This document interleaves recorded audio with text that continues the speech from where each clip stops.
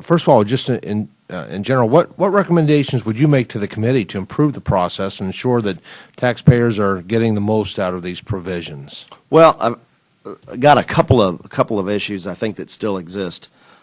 One, the application review process is very, very troublesome, particularly for small businesses. I had a fellow cable operator who's a small businessman in Missouri give me a call, and he's a company that's got 2,000 cable customers and 1,000 broadband customers.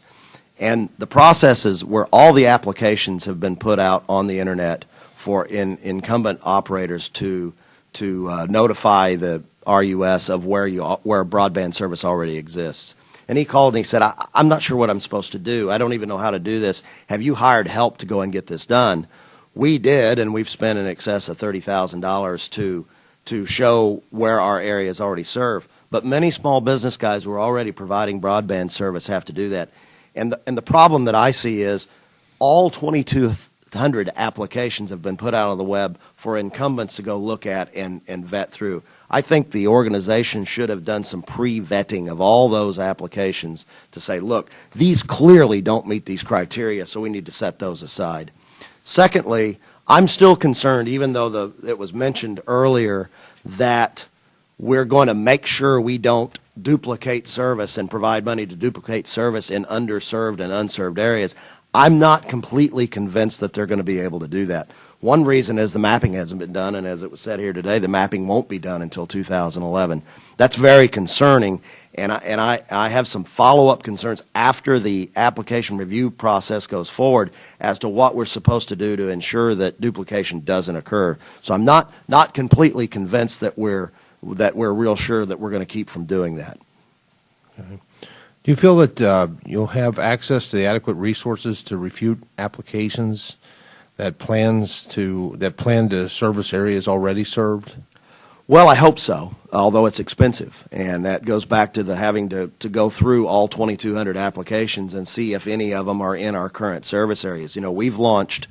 We've built thousands of miles of fiber optic cable just ourselves in the last 3 years and launched broadband service in more than 100 new communities, mostly very rural, small-town communities. And our take rates and our success has been wonderful, but we're trying to go out here with private capital and do that, and we want to make sure that we make sure we tell the government that those areas are already served.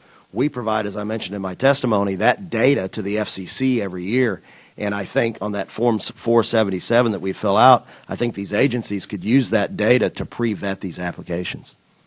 You had mentioned that it cost approximately your company specifically $50,000 to apply within this process, right? And with no guarantees. You know, that's right. Going forward, has the industry done any estimates of if that's $50,000 for just with your organization, your business, has any across the industry any projections of what the cost has been, the investment for applications? Because I assume there's a lot of applications that I don't know what percentage of applications will in the final day will be funded. We have not, but I would think that you could extrapolate that number pretty easily across the miles of last mile cable and fiber optic cable to be built like ours.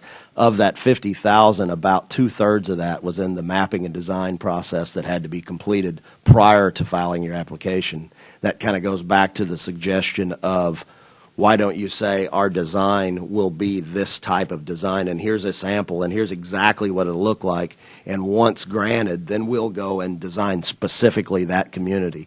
I think to a certain extent, that process favors wireless providers over wireline providers, because a wireless distribution system is much easier to design. You just pick points on a map of where you're going to put towers. I may be oversimplifying a bit, but points on a map where towers are going to go and how you're going to communicate between those towers.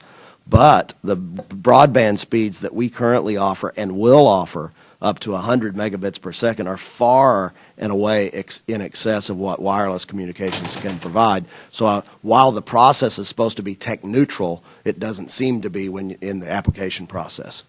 My final question is, do your members plan on hiring more people if they're successful in obtaining stimulus dollars, or will the workload be manageable at the current staffing No, levels? absolutely, we'll hire additional people, and that's I think what the beauty of this program does is not only does it provide economic advantages to these rural communities that we're going to provide, but also just in amongst our company, we've hired hundreds more people over the last 3 years as we have developed our broadband infrastructure in our current operations. So these systems will do the same thing as we've done in our past operations. Just to follow up, then, are there folks out there with the skills available that I'm not sure what different type of positions you'll need, but I mean, are there people there, the qualified workforce to hire? You know, it's interesting. In a lot of cases, we look kind of for twofold people. One, technicians that are field-based people that do installation work and maintenance work on broadband networks, and that is a little tougher to find,